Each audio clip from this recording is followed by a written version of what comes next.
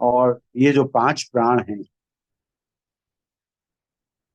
इनको हम अपने पांच शक्ति के रूप में यूज कर सकते हैं, लेकिन आवश्यकता है साधना की। आइए कल के स्वाध्याय को आगे बढ़ाते हैं। एक बार गायत्री मंत्र साथ साथ। ओ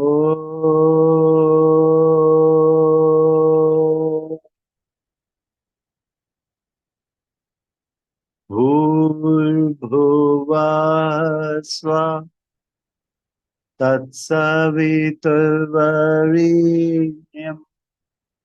भर्गो देवस्य धीमहि धियो यो नः प्रचोदयात्। ओम गुरुर्ब्रह्मा गुरुर्विष्णु गुरुरेव महेश्वर गुरुरेव परब्रह्म तस्मै श्री गुरुवे नमः। तस्मै श्री गुरुवे नमः।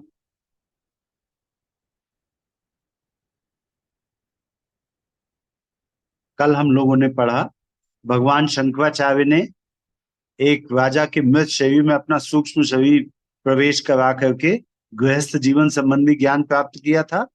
तत्पश्चात उन्होंने मंडन मिश्र से जो शास्त्रार्थ किया उसमें मंडन मिश्र को हरा दिया। रामकृष्ण परमहंस ने महाप्रयाण के उपरांत भी विवेकानंद को कई बार दर्शन तथा परामर्श दिए थे। जब अमेरिका में होने वाले सर्वधर्म सम्मेलन की इनविटेशन मिली स्वामी विवेकानंद को, तो उनके मन में संशय आया, क्योंकि प्राचीन हिंदू समाज में समुद्र की यात्रा करना मना रहता था। अब उसके पीछे सोच क्या थी ये तो हम नहीं बता सकते, लेकिन इसको धर्म विरुद्ध माना जाता था कि समुद्र की यात्रा नहीं करनी चाहिए, ऐसा प्रचलन था हिंदू समाज में। स्वामी विवेकानंद परेशान थे। अंतःकरण कह रहा था कि सर्व धर्म सभा में जाना चाहिए। हिंदू धर्म के रिप्रेजेंटेटिव के नाते उनके पास बुलावा भी था। वो ध्यान में बैठ गए कन्याकुमारी में। ध्यान में उन्होंने देखा स्वामी रामकृष्ण परमहंस, जो कि उनके गुरु थे तथा हमारे परम पूज्य गुरुदेव का पिछला जन्म है, स्वामी रामकृष्ण परमहंस का सूक्ष्म शरीर समुद्र की सतह पर चल करके पश्चिम की ओर अपने हाथ से इशारा कर रहा है। वो समझ गए पूज्य गुरुदेव का जो भी इशारा है वो ये कि हमें इस यात्रा पे जाना चाहिए, और उन्होंने सर्व धर्म सम्मेलन में जाने का अपना मन बना लिया। पुराणों में तो पग पग पर ऐसे कथानकों का उल्लेख है। थियोसॉफिकल सोसाइटी की जन्मदात्री मैडम ब्लैटफस्ट के बारे में कहा जाता है कि वे अपने को कमरे में बंद करने के उपरांत भी जनता को सूक्ष्म शरीर से दर्शन और उपदेश देती थी। कर्नल टाउनशेंड के बारे में भी ऐसे प्रसंग कहे जाते हैं। जब हमारा भारत स्वतंत्र नहीं था तो उस समय कुछ विदेशी महानुभाव और कुछ विदेशी साध्वियां, संत ऐसे आए जो बहुत ज्यादा साधना के क्षेत्र में आगे बढ़े हुए थे। उन्होंने यहाँ पे आकर के थियोसॉफिकल सोसाइटी नाम की एक संस्था बनाई, जो कि साधना के अलग अलग तरह के विचार समाज में बढ़ाते थे।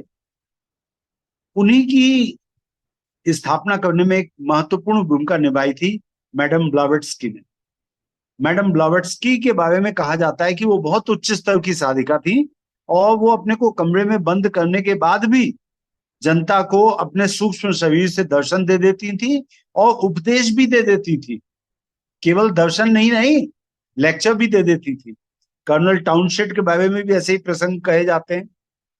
पाश्चात्य योग साधकों में से हर्बर्ट मालन, लिंडार्स एंड जैक्सन, डॉक्टर माल्ट, जेल्ट कारिंगटन, डोरावेल, Muldoon, Oliver Lodge, Powers, doctor Mesmer, Alexandra, David नीथ, ब्रेंटन आदि के अनुभवों प्रयोगों में सूक्ष्म शरीर की प्रामाणिकता सिद्ध करने वाले अनेक प्रमाण उपस्थित किए गए। जे मुल्डोन अपने स्थूल शरीर से सूक्ष्म शरीर को पृथक करने के कितने प्रदर्शन भी कर चुके थे। उन्होंने इन सब की चर्चा अपनी पुस्तक the projection of astral body में विस्तार पूर्वक की है। भारतवर्ष में स्वामी विशुद्धानंद तथा स्वामी निगमानंद जी भी अपनी ऐसी अनुभूतियों को प्रमाणित कर चुके हैं। कहा जाता है कि पिछले समय में भारतवर्ष में तैलंग स्वामी नाम के ऋषि थे, जिनको नंगे फिरने के अपराध में काशी के एक अंग्रेज अधिकारी ने जेल में बंद करा दिया। दूसरे दिन वे जेल से बाहर टहलते हुए पाए गए। नाथ संप्रदाय के मत्स्येंद्र नाथ, गोरखनाथ, जालंधर नाथ, कणप्पा आदि के बारे में भी ऐसे ही वर्णनों का उल्लेख। आत्मा के अस्तित्व और शरीर के न रहने पर भी उसका अस्तित्व बने रहने के बारे में पाश्चात्य दार्शनिकों और तत्ववेत्ताओं में से जिन्होंने इस संबंध में अधिक स्पष्ट समर्थन किया है, उनमें राल्फ वाल्डो ट्राइन, मिडनी, फ्लोवर, अलाउ रीलर, Wilcox, William Walker, Atkinson, James Kenny आदि का विशेष रूप से उल्लेख किया जा सकता है। पुराने दार्शनिकों में से Carlyle, Emerson, Kant, Hegel, Thomas, हिल्मीन, डायसन आदि का मत भी इसी प्रकार का था कि स्थूल शरीर से सूक्ष्म शरीर को अलग किया जा सकता है। जो कार्य हम स्थूल जीवन में करते हैं या मस्तिष्क में जैसे विचार भरे रहते हैं, उनकी छाप सूक्ष्म शरीर पर पड़ती रहती है और वह छाप ही संस्कार बन जाती है। मनुष्य का चिंतन और कर्म जिस दिशा में चलता रहता है, कालांतर में वही स्वभाव बन जाता है और बहुत समय तक जिस स्वभाव को अभ्यास में लाया जाता है, उसी तरह के संस्कार बन जाते हैं।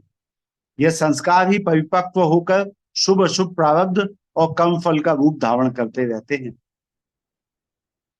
इस प्रकार कर्म फल प्रदान करने की स्वसंचालित प्रक्रिया भी इसी सूक्ष्म शरीर से संपन्न होती रहती है।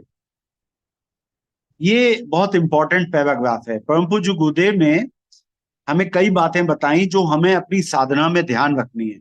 अगर आप अपने सूक्ष्म शरीर को डेवलप करना चाहते हैं तो हमें यह समझना पड़ेगा कि जो कार्य हम स्थूल जीवन में करते हैं या मस्तिष्क में जैसे विचार भरे रहते हैं, उनकी छाप सूक्ष्म शरीर पर पड़ती रहती और वह छाप ही संस्कार बन जाती है। तो अगर हम चाहते हैं कि हमारा सूक्ष्म शरीर बलवान बने, तो अच्छे संस्कार, अच्छे विचार हमारे साथ रहने चाहिए। मस्तिष्क में अच्छे विचार होंगे तो उनके अच्छी छाप पड़ेगी आपके सूक्ष्म शरीर पर। यहाँ पे मैं आप लोगों को एक शास्त्रों की कथा का उदाहरण देना चाहूंगा। कभी समय मिले तो इस पर आप विचार करिएगा। एक शास्त्रों में कथा आती है वृंदा के जन्म। वृंदा जिन्हें हम माँ तुलसी कहते हैं, वो एक राक्षस की पत्नी थी। वो राक्षस इतना उपद्रव कर रहा था कि साक्षात देवताओं को हराने के बाद देवताओं को भगवान विष्णु की शरण में जाना पड़ा। भगवान विष्णु ने अपने तपोबल से जाना कि जो राक्षस है उसकी शक्ति का स्रोत उसकी पत्नी की साधना है। वृंदा एक तपस्विनी और अत्यंत पवित्र हृदय की पत्नी थी। उनके मन में अपने पति के अतिरिक्त और किसी पुरुष का विचार ही नहीं आता था। और जब उनका पति राक्षस होते हुए भी जब देवताओं से युद्ध कर रहा था, तो उस पूरे युद्ध के काल में वो तप करती रहती थी, साधना करती रहती थी, जिससे उनकी शक्ति उनके राक्षस पति को मिलती रहती थी। और राक्षस पति अजेय हो गया, मरता ही नहीं था। विष्णु भगवान ने छल से वृंदा को उसके पति के रूप में आकर के दर्शन दिए। पति के रूप में जैसे ही दर्शन दिए तो वृंदा ने तप करना बंद कर दिया। उसने कहा आप आ गए, और उसने उनका तिलक करना चाहा कि आप विजयी होकर के आ गए। जैसे ही उसने तिलक किया विष्णु भगवान का, जो कि उसके पति का रूप रखे हुए थे, तो उसके अंगूठे का स्पर्श जैसे ही विष्णु भगवान के माथे से हुआ तो उसको तुरंत पता चल गया कि ये तो स्वयं भगवान विष्णु है। और उसने विष्णु भगवान को जो एक के बाद एक श्राप देना शुरू किया कि पत्थर के हो जाओ, काले रंग के पत्थर के बन जाओ, तुम्हें अब एक जन्म में अपनी पत्नी के लिए परेशान होना पड़ेगा, और जाने क्या क्या। उन्होंने कहा कि तुम्हारी पत्नी को भी कई तरह के लांछन सहने पड़ेंगे। तो सीता जी के ऊपर लांछन लगा कि वो रावण के घर में रह करके आई हैं। लेकिन भगवान विष्णु ने उन वृंदा को एक शब्द भी गलत नहीं बोला। उन्होंने कहा, मैं आपको अपनी पत्नी के रूप में स्वीकार करता हूं। उन्होंने कहा, आप तुलसी के रूप में सदैव पूज्य रहेंगी, पवित्रता की प्रतिमूर्ति रहेंगी। आपके बिना मेरा कोई भी प्रसाद, कोई भी भक्त लगाने की कोशिश नहीं करेगा। मैं किसी भी अपने भक्त के प्रसाद को ग्रहण नहीं करूंगा जब तक आपका उसमें साथ ना हो। तो ये बात आप देखिए कि वृंदा एक एक करके उनको श्राप पे श्राप दिए जा रही थी, लेकिन भगवान विष्णु वृंदा को एक एक करके ऐसी बातें कह रहे थे जो उनके हृदय की पवित्रता, उनके चरित्र की महानता, उनकी चेतना की दिव्यता और उनके अंदर का देवत्व प्रमाणित होता रहा। अर्थात उन्होंने एक शब्द भी मां वृंदा के लिए गलत नहीं बोला। यही बात आपको भी ध्यान रखनी है। कोई आपका कितना भी बुरा चाहे, आप उसके प्रति कभी भी कोई गलत विचार अपने मन में लाए। अगर गलत विचार आपके मन में आएगा तो वो आपके सूक्ष्म शरीर को प्रभावित करेगा और सूक्ष्म शरीर की शक्ति कम हो जाएगी। तो आपके मन में कभी भी किसी के प्रति कोई गलत विचार आए तो तत्काल आप उस विचार को त्याग दें। गुरुदेव के शब्दों में, अगर एक गलत विचार मन में आता है तो अच्छे विचारों की एक सेना बना करके रखें, अन्यथा आपका सूक्ष्म शरीर कमजोर हो जाए। जो कार्य हम स्थूल जीवन में करते हैं या मस्तिष्क में जैसे विचार भरे रहते हैं, उनकी छाप सूक्ष्म शरीर पर पड़ती रहती है और वह छाप ही संस्कार बन जाती है। मनुष्य का चिंतन और कर्म जिस दिशा में चलता रहता है, कालांतर में वही स्वभाव बन जाता है और बहुत समय तक जिस स्वभाव को अभ्यास में लाया जाता है उसी तरह के संस्कार बन जाते हैं। ये गुरुदेव कह रहे हैं कि मनुष्य का चिंतन और कर्म जिस दिशा में चलता रहता है, कालांतर में वही स्वभाव बन जाता है और बहुत समय तक जिस स्वभाव को अभ्यास में लाया जाता है वो संस्कार बन जाता है। और जो संस्कार बनता है वो आपके सब कॉन्शियस में जाता है और सब कॉन्शियस जन्म जन्मांतर तक आपके साथ है, जब तक कि आपको मोक्ष ना मिल जाए। तो चिंतन आपके संस्कारों का जन्मदात्री है। आपका चिंतन, आपके विचार, आपके सूक्ष्म शरीर की हेल्थ को प्रभावित करते हैं। आपका विचार, आपका चिंतन आपके संस्कारों को जन्म देता है, जो सूक्ष्म शरीर के साथ जाता है और सूक्ष्म शरीर आपके साथ जन्म जन्मांतर तक चलेगा। यह संस्कार ही परिपक्व होकर शुभ अशुभ प्रारब्ध एवं कर्म फल का रूप धारण करते रहते हैं। आप अगर गलत विचार करेंगे, चिंतन गलत होगा तो कर्म गलत होंगे और जैसे कर्म होंगे वही स्वभाव बन जाएगा और जो बहुत समय तक स्वभाव आपका रहेगा वो अभ्यास में आके संस्कार बन जाएगा और वही प्रारब्ध बनता है और कर्मफल का रूप धारण करता रहता है। इस प्रकार कर्मफल प्रदान करने की स्वसंचालित प्रक्रिया भी इसी सूक्ष्म शरीर से संपन्न होती है और जब मृत्यु होगी तो साथ में कौन होगा? सूक्ष्म शरीर, उसके साथ उसके संस्कार और उसके प्रारब्ध भी साथ चल रहे हैं। तो गुरुदेव कहते हैं, कर्मफल के सिद्धांत के लिए गहना कमलोगति में उन्होंने लिखा है कि जैसे छाया शरीर के साथ रहती है कड़ी धूप में, उसी तरह से आपका प्रारब्ध आपका पीछा करता है। आप कहीं पे भी जन्म लें, लेकिन जैसे कर्म होंगे, जैसा चिंतन होगा, उसी तरह का प्रारब्ध होगा और हर जगह आपका साथ देगा वो। जिस प्रकार अखाद्य खाने, दूषित जलवायु में रहने और असंयम बरतने से बाह्य शरीर दुर्बल और रुग्ण हो जाता है। जैसे आपने कोई बासी खाना खा लिया, गंदा खाना खा लिया, सड़ा हुआ भोजन कर लिया, दूषित जलवायु में रहने लगे, असंयम कर लिया, तो आपका शरीर दुर्बल हो जाता है, बीमार हो जाता है। उसी तरह बुरे कर्म और बुरे चिंतन से सूक्ष्म शरीर पर बुरा प्रभाव पड़ता है और वो अपनी समर्थता खो बैठता है। इस स्वाध्याय का हमारा ध्येय क्या है, हमारा लक्ष्य क्या है? लक्ष्य ये है कि हम अपने सूक्ष्म शरीर को बलवान बनाएं, वो हमारी हेल्प करेगा। तो अगर हम बुरे कर्म करेंगे, बुरा चिंतन करेंगे तो सूक्ष्म शरीर पर बुरा प्रभाव पड़ता है और वो अपनी समर्थता खो बैठता है। कुमारगामी का अंतःकरण सदा दुर्बल और कायर बना रहता है। फलस्वरूप अनेक मानसिक रोग उठ खड़े होते हैं। यूं तो सूक्ष्म शरीर दूध में मक्खन की तरह समस्त शरीर में व्याप्त है, पर उसका मुख्य स्थान मस्तिष्क माना गया है। बुरे विचारों से मन मस्तिष्क और सूक्ष्म शरीर का सामान्य स्वास्थ्य संतुलन नष्ट हो जाता है। फलस्वरूप मनुष्य का व्यक्तित्व ही लड़खड़ाने लगता है और प्रगति के सारे मार्ग अवरुद्ध हो जाते हैं। पूज्य गुरुदेव जैसे कहते हैं कि अगर आप क्रोध करते हैं तो जैसे एसिड जिस बर्तन में बहता है पहले तो उसी को जलाता है, तो उसी तरह से अगर आप क्रोध करते हैं किसी के भी बुरे व्यवहार के प्रति, तो सबसे पहले तो वो आपका ही नुकसान कर रहा है, आपके सूक्ष्म शरीर को दुर्बल बना रहा है।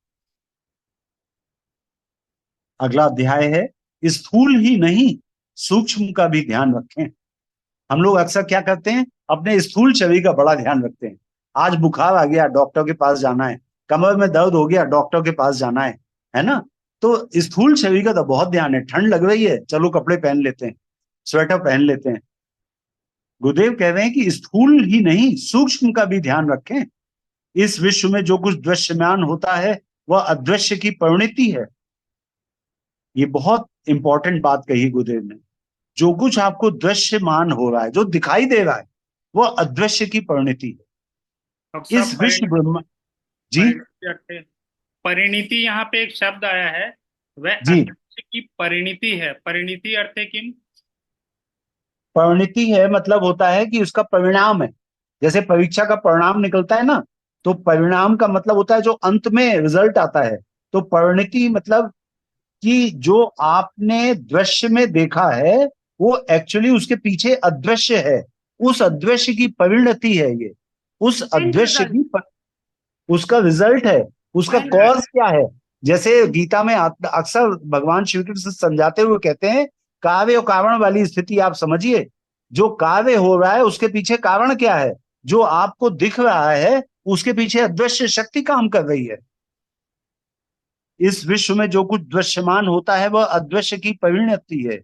इस विश्व ब्रह्मांड में जो कुछ अदृश्य सूक्ष्म बिखरा पड़ा है उसका लाख करोड़वां हिस्सा भी दृश्यमान नहीं होता। बहुत बड़ा इंपॉर्टेंट बात कही गुरुदेव ने, एक बार फिर से समझते हैं। इस विश्व ब्रह्मांड में जो कुछ अदृश्य और सूक्ष्म बिखरा पड़ा है उसका लाख करोड़वां हिस्सा भी दृश्यमान नहीं होता। यानी जो अदृश्य है वो बहुत ज्यादा है, और जो उसका जो दृश्यमान पार्ट है वो तो अत्यंत सूक्ष्म है। अभी यानी जो आगे की कुछ लाइन भी से हम बहुत लोग क्लियर हो देख जाएगा। पा रहे हैं, जो कुछ भी जो हम हम लोग देख देख पा पा रहे रहे हैं हैं, वो मतलब वो 0.001% हुआ लाख करोड़वा अरे है। नहीं, बहुत लाखवां करोड़वां हिस्सा। करोड़ में तो 6 जीरो लगेंगे। लाखवां करोड़ यानी करोड़ का भी था। हाँ, लाखवां करोड़वां हिस्सा है। यानी जो अदृश्य है वो बहुत बड़ा है, दृश्य तो बहुत उसका 1 करोड़वां हिस्सा है। ठीक है। तो गुरुदेव कह रहे हैं, पर जो कुछ अनुभव में आता है वह अनुभव से अगम्य इंद्रियातीत विराट का एक नगण्य सा अंश मात्र होता है। विराट ब्रह्मांड में जितना प्रचुर अग्नि तत्व भरा पड़ा है, ये देखिए अब समझाने के लिए बहुत अच्छा एग्जाम्पल दिया है। आप आप ये इसको समझिए, विराट ब्रह्मांड में जितना प्रचुर अग्नि तत्व भरा पड़ा है, जो 5 तत्व हैं जिनसे सृष्टि बनी, उसमें से एक तत्व लिया गुरुदेव ने, अग्नि तत्व। विराट ब्रह्मांड में जितना अग्नि तत्व है, हमारा सूर्य उसका राई रत्ती जितना अंश है। सोचिए सूर्य का क्या विशाल साइज है। हमारी पृथ्वी तो एक उसके सामने कुछ भी नहीं है। सूर्य के अंदर जो जो रिएक्शंस चल रही हैं वो न्यूक्लियर फ्यूजन और न्यूक्लियर फिजन रिएक्शंस चल रही है। न्यूक्लियर फिजन यानी एटम बम वाली रिएक्शन, और न्यूक्लियर फ्यूजन माने हाइड्रोजन बॉम्ब वाली रिएक्शन। न्यूक्लियर फिजन मतलब एटम तोड़े जा रहे हैं, और न्यूक्लियर फ्यूजन मतलब एटम जोड़े जा रहे हैं। ये हाइड्रोजन बम तो एटम बम से भी हजारों करोड़ों गुना अधिक पावरफुल होता है। और ये जो रिएक्शंस है, न्यूक्लियर फ्यूजन और न्यूक्लियर फिजन रिएक्शंस, ये सन के सेंटर में चल रही हैं, जहां का तापमान 2 करोड़ डिग्री सेंटीग्रेड है। और यहीं पे आपको बता दूं कि सन के सेंटर में ही पूज्य गुरुदेव रहते हैं इस समय। परम वंदनीय माता भगवती देवी शर्मा और पूज्य गुरुदेव सन के सेंटर में रहते हैं, जिसे सत्यम लोग कहते हैं। जो आपने गायत्री परिवार के लोगों ने नित्य की संध्या में जो आपने मंत्र सीखा है प्राणायाम का, ओम भू, ओम भुवः, ओम स्वः, ओम महः, ओम जनः, ओम तपः, ओम सत्यम। तो सत्यम लोग जो है वो सन के सेंटर में है। पूज्य गुरुदेव सन के सेंटर में रहते हैं। जहां का तापमान 2 करोड़ डिग्री सेंटीग्रेड है, और वहां पे पूज्य गुरुदेव और दादा गुरुदेव के अतिरिक्त और किसी के रहने की सामर्थ्य नहीं है। दादा गुरुदेव 2 जून 1990 तक सन के सेंटर में रहते थे और समस्त सोलर सिस्टम को कंट्रोल करते थे जब तक गुरुदेव इस धरती पे थे। 2 जून 1990 को महाप्रयाण हुआ परम पूज्य गुरुदेव का। परम पूज्य गुरुदेव ने सन के सेंटर में गुरुदेव का स्थान लिया, और गुरुदेव जब वहां पहुंच गए तो दादा गुरुदेव महासूर्य में चले गए। महासूर्य हमारे सूर्य से भी एक बड़ा सूर्य है, जिसके चारों तरफ हमारा सूर्य और ऐसे अनेकों सूर्य अपने अपने ग्रह लेकर के उस महासूर्य की परिक्रमा करते रहते हैं। 1000 वर्ष तक परम पूज्य गुरुदेव रहेंगे सूर्य के सेंटर में। 1000 वर्ष तक परम पूज्य गुरुदेव का जो शक्ति है वो सतयुग को लाने में लगी रहेगी।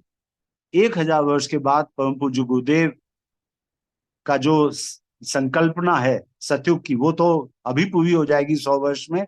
1000 वर्ष बाद अगर गुरुदेव जाते हैं महासूर्य में, तो दादा गुरुदेव विश्रांति पाएंगे परमात्मा के पास। विराट ब्रह्मांड में जितना प्रचुर अग्नि तत्व भरा पड़ा है, हमारा सूर्य उसका वायु बत्ती जितना अंश ही है। उस सूर्य की भी 10 दिशाओं में जितनी ऊष्मा फैलती है, उसका हम लोग पृथ्वी की ओर विकीर्ण होने वाली गर्मी में से भी एक तुच्छ अंश ही अनुभव कर पाते हैं। तो सोचिए संपूर्ण ब्रह्मांड में कितना अग्नि तत्व भरा हो। जितना ब्रह्मांड में अग्नि तत्व है उसका 1 करोड़वां हिस्सा, राई बत्ती लिख रहे हैं गुरुदेव, मामूली सा हिस्सा, नेग्लिजिबल हिस्सा सूर्य में है।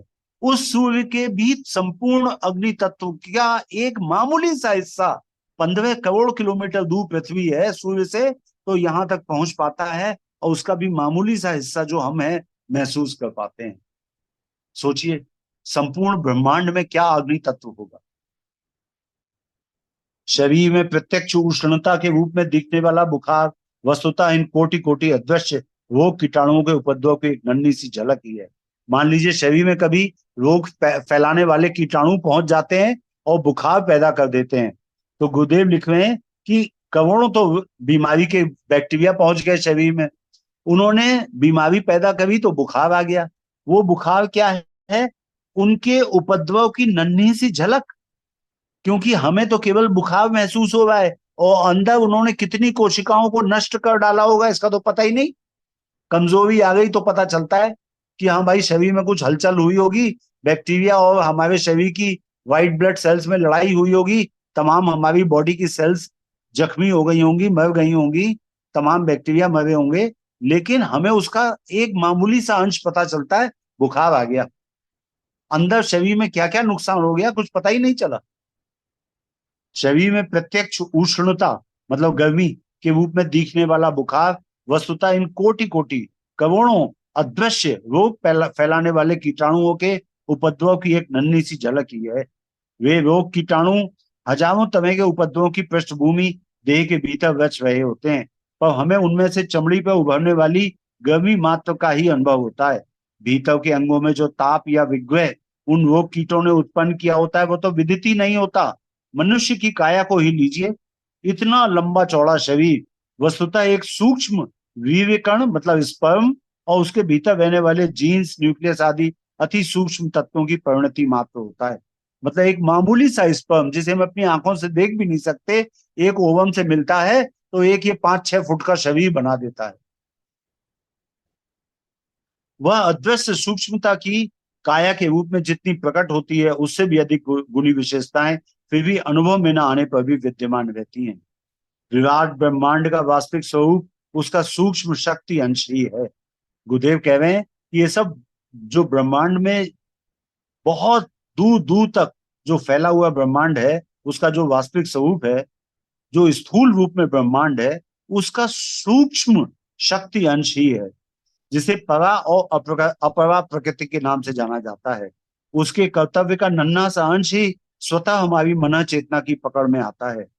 जो प्रकृति संपूर्ण ब्रह्मांड को चला रही है, उस प्रकृति का कितना नन्हा अंश हमारी चेतना में है, और उस चेतना को जो हमारे इस आत्मा के रूप में हमारे शरीर में है, उसको भी हम कितना पहचान पाते हैं, कितना नन्हा। अभी बस हम इतना जानते हैं कि हमारे शरीर में एक आत्मा है, कभी मानने को तो तैयार नहीं होते। सुबह से लेकर रात सोने तक हर बात, हर काम, हमारा हर कर्तव्य, हमारा हर मंतव्य, हर विचार केवल शरीर के लिए। कोई आज आप सुबह से लेके आज 9:30 बजे तक आप सोच के देखिए, आपने आत्मा के बारे में क्या विचार किया कि मेरी आत्मा को किस चीज से फायदा होगा? कोई एक विचार आया?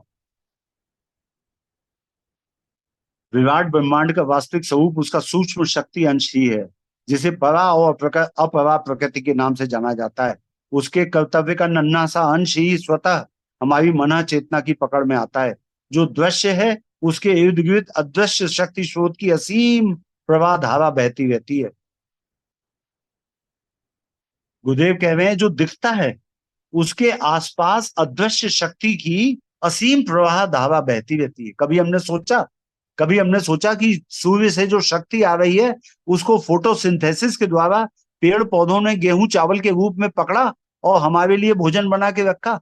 कभी हमने सोचा आलू चावल खाते समय कि ये माँ गायत्री की प्राण शक्ति ही हम ग्रहण कर रहे हैं? सृष्टि में जो कुछ भी शक्ति है वो गायत्री है, वही लक्ष्मी, वही काली, वही सरस्वती है। लेकिन कभी हमने भोजन करते समय सोचा कि माँ की कृपा से हम ये प्रसाद पा रहे हैं? कभी हमें कृतज्ञता आई? कभी हमें हमें अपने माता पिता के प्रति कृतज्ञता आई कि इन्होंने हमें जीवन दिया? आज हम इस आत्मा परमात्मा की चर्चा कर पा रहे हैं इस जीवन के कारण, जो माता पिता की देन है। पूरे दिन में कोई एक ऐसा काम आप ना करें जो भलमनसाहत कहलाता हो, लेकिन सुबह उठ के अपने माता पिता के चरण स्पर्श करें। मुझे याद है परम पूज्य गुरुदेव ने इस मिशन में एक भाई आए, जिनके लिए मैंने अपने पिछले एक टॉक में ये भी कहा था कि उन्होंने सूक्ष्म रूप में आकर के मुझे एक ऑपरेशन करने से मना किया, जिसके लिए मैंने कहा था कि मेरे मन में भी उधेड़ बुन चल रही थी, कहीं कुछ है, कुछ गड़बड़ है, मुझे ये करना नहीं चाहिए। बार बार मेरे को ऐसे सिग्नल अंदर से मिल रहे थे, लेकिन वो सूक्ष्म शरीर से आके मुझे मना कर पाए। तो वो बताते हैं कि जब वो आए मिशन में तो पूज्य गुरुदेव ने उन्हें आशीर्वाद दिया। उन्होंने कहा तेरे पास अपने माता पिता का दिया हुआ इतना आशीर्वाद है कि इस समय सृष्टि में कोई ऐसी चीज नहीं जो तू चाहे हो मैं तुम्हें दे ना सकूं, सिर्फ तेरे माता पिता के आशीर्वाद के कारण।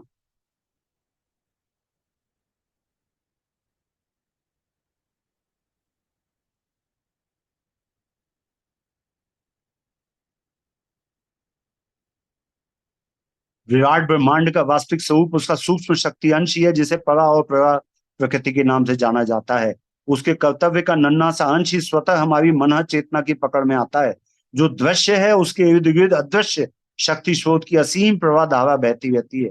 ग्रह नक्षत्रों से लेके वन पर्वत सागर सविता तक सब पर यही बात लागू होती है। मानव शरीर और भी अधिक विचित्र है। उसकी संवेदनशीलता, चुंबक क्षमता इतनी अधिक है कि वो अपनी कोमल ग्रहण शक्ति के कारण इस अदृश्य जगत की, उसकी संवेदनशीलता, चुंबक क्षमता इतनी अधिक है कि वह अपनी कोमल ग्रहण शक्ति के कारण इस अदृश्य जगत की किन्हीं भी अद्भुत शक्तियों को अभिष्ट परिमाण में अपने अंदर खींच सकता है, ग्रहण और धारण कर सकता है। गुरुदेव यहाँ पे फिर से कह रहे हैं कि मानव शरीर के अंदर जो चेतना है उसकी संवेदनशीलता, उसकी ग्रहणशीलता इतनी अधिक है कि आप अदृश्य जगत की किन्हीं भी अद्भुत शक्तियों को अभीष्ट परिमाण में अपने अंदर खींच सकते हैं, ग्रहण कर सकते हैं, धारण कर सकते हैं। ठीक है? तो ये आपको अपनी सूक्ष्म शरीर की शक्ति बढ़ाने के लिए अपने विचारों को पवित्र बनाना पड़ेगा।